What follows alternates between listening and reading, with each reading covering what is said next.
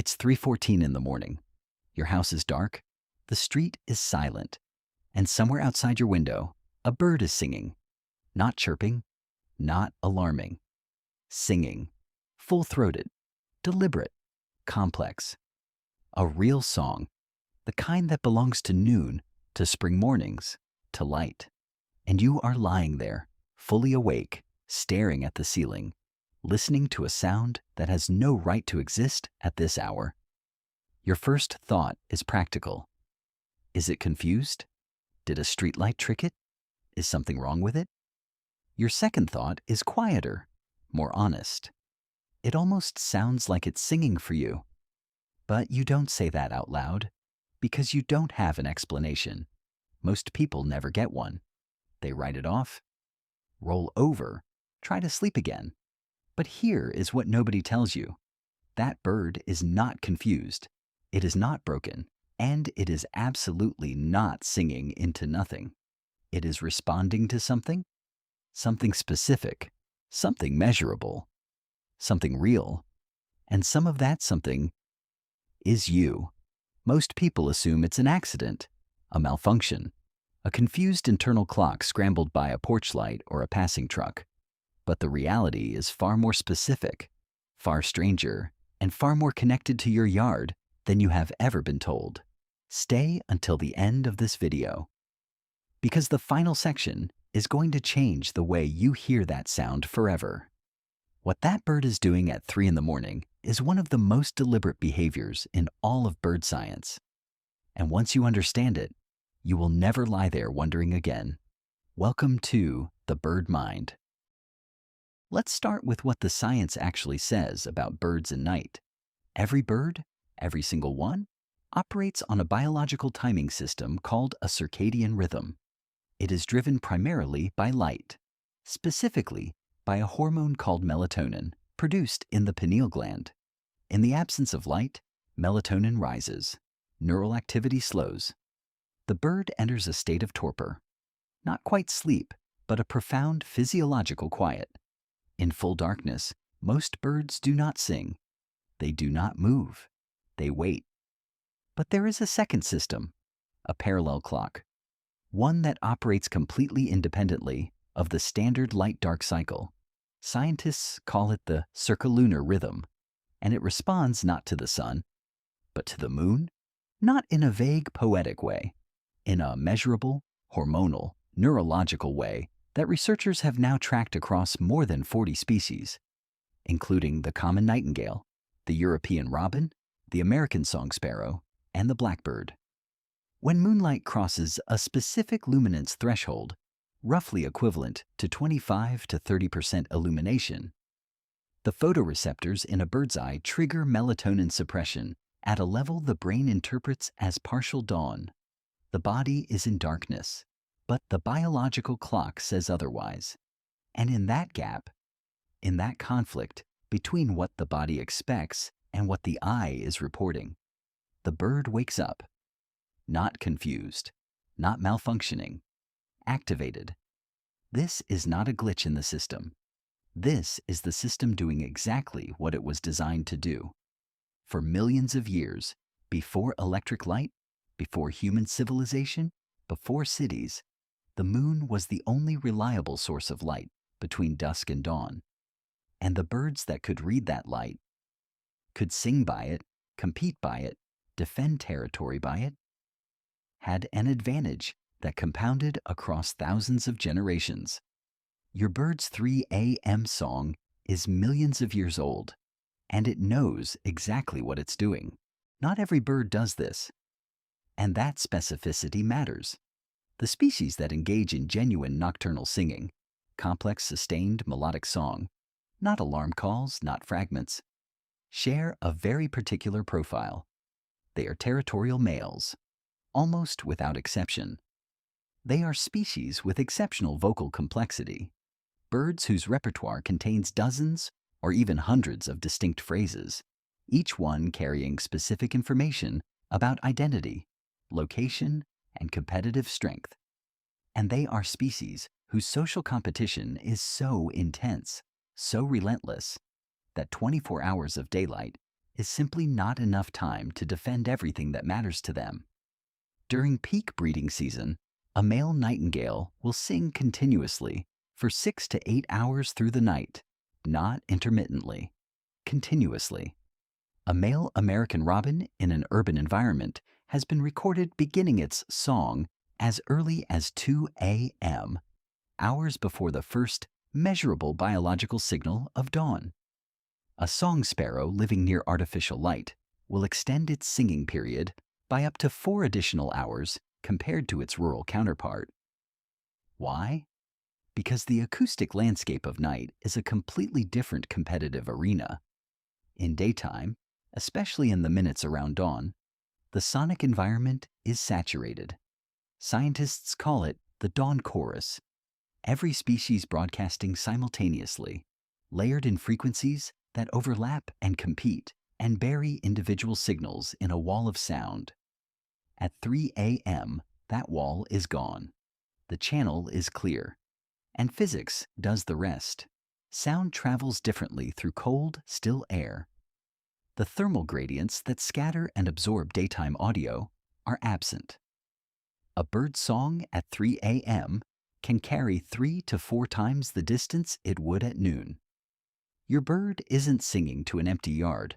It is broadcasting to a radius you cannot see, reaching rivals you cannot hear, carrying a signal sharper and cleaner than anything it could produce under a midday sun. Now we get to the part that is specifically about your yard. Because that bird is not just responding to the moon. In urban and suburban environments, in every neighborhood with porch lights, kitchen windows lit past midnight, street lamps that never switch off, and security lights triggered by passing cats. Birds have developed what researchers have termed a light pollution phenological response. This is documented, published, replicated across cities in England, Germany, the United States, Japan, and Australia. And what it shows is this. A European robin living near a street lamp shifts its average in song start time 5 hours earlier than a robin living in rural darkness. 5 hours. The light outside your window, the porch light you left on when you came in, the motion sensor that triggered at midnight, the neighbor's garage light, even the diffuse orange glow that urban neighborhoods cast upward into the sky, is processed by a bird's photoreceptors in a way that is functionally identical to pre-dawn light. Their eyes do not distinguish between artificial light and solar light. They measure luminance, wavelength, intensity. And when those numbers cross the threshold, the bird's brain receives one message: morning is coming. Sing now. This is not slow evolutionary adaptation. This is behavioral modification happening in real time, across decades, not millennia. Researchers tracking urban bird populations in Sheffield and Berlin documented this shift occurring within 3 to 4 generations of a species first colonizing a lit environment. Your bird learned this, or rather, the birds that came before it learned it and passed it forward through behavior. So when you left the light on last night and a bird sang at 3 a.m., there is a real connection between those two facts. Your yard sent a signal. Your bird received it. Here is the section most bird videos skip entirely. They stop at light pollution shifts the clock and move on. But the song itself, at 3 a.m. specifically, what is it actually doing? It is doing 3 things simultaneously, and each one is more deliberate than the last. First, territory broadcast. At 3 a.m., the bird is marking acoustic boundaries in the clearest signal window available. Any male of its species within a quarter-mile radius is receiving a precise message about occupancy, about strength, about willingness to engage. In territorial terms, this is not noise. This is a letter. Second, female signaling. In species like the European robin, the song sparrow, and the common blackbird, research consistently shows that nighttime singing correlates directly with male quality, specifically with metabolic reserves. A male that has the energy to sing complex sequences at 3 a.m. when its body is programmed toward rest, is advertising something real: health, stamina, and genetic fitness. Females who hear complex nocturnal song do not interpret it as confusion. They interpret it as exceptional. Third, and this is the one that should make you pause: environmental monitoring. Research from the Max Planck Institute for Ornithology and the University of Sheffield both found evidence that nocturnal singing in urban birds contains measurable acoustic responses to ambient sound levels, specifically to the frequency gaps that open in the human soundscape between 2 a.m. and 4 a.m. Traffic drops. Human voices disappear. Industrial hum falls below threshold. And the birds that are most successful, the ones that hold the best territories, attract the strongest mates, survive the longest, are the ones that identify that gap most precisely. The bird is not just broadcasting, it is listening first. It reads the sound signature of your neighborhood. It waits for the specific window when human frequency drops below a threshold, and then it sings precisely into that gap, deliberately, specifically, with a precision you never gave it credit for. Let me describe what is actually happening in your yard right now, at this exact hour, while you sleep. Your yard is not quiet. It is active in a completely different layer. Insects have shifted their acoustic patterns to fill the frequency ranges that birds vacated at dusk.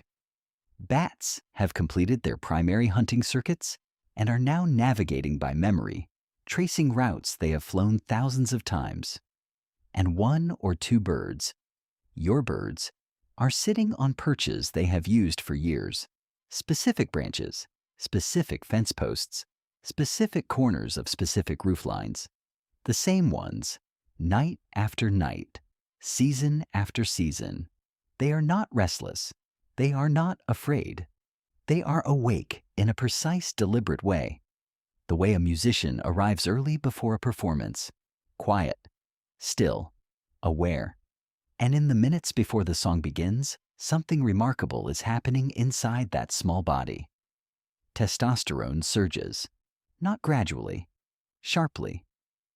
The syrinx, the bird's vocal organ, which is not a larynx, but something far more extraordinary, a double-chambered instrument capable of producing two independent tones simultaneously, begins its warm-up.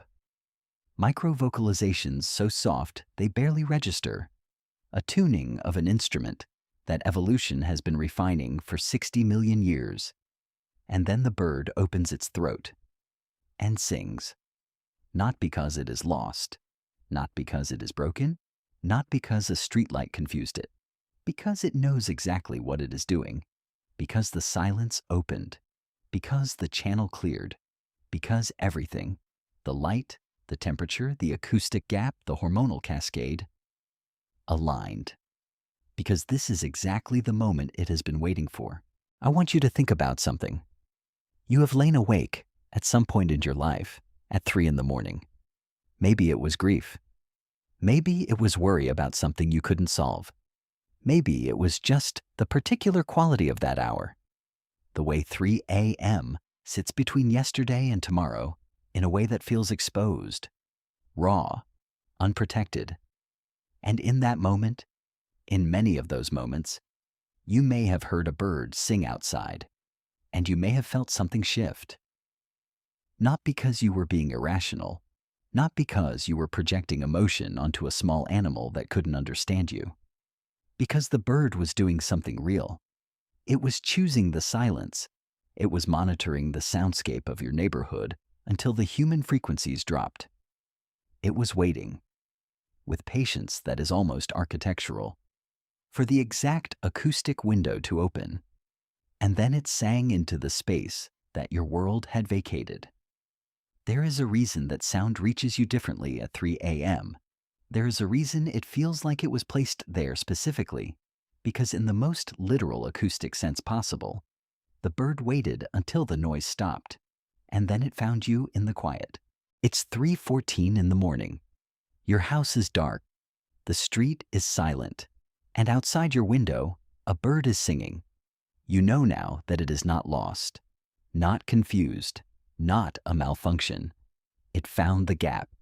It waited for the world to go quiet, for the traffic to thin, for the human voices to stop, for the frequencies to drop below the threshold. And it chose that exact moment, deliberate, specific, real, to say everything it needed to say. The next time you hear it, you don't have to wonder. You don't have to write it off. You can just lie there in the dark and listen, because that bird already knows you're awake, and it chose this moment anyway. I want to ask you something personal. Have you ever been woken up by a bird singing in the middle of the night? And what did it feel like in that moment? Tell me in the comments. I read every single one. I'll see you in the next one.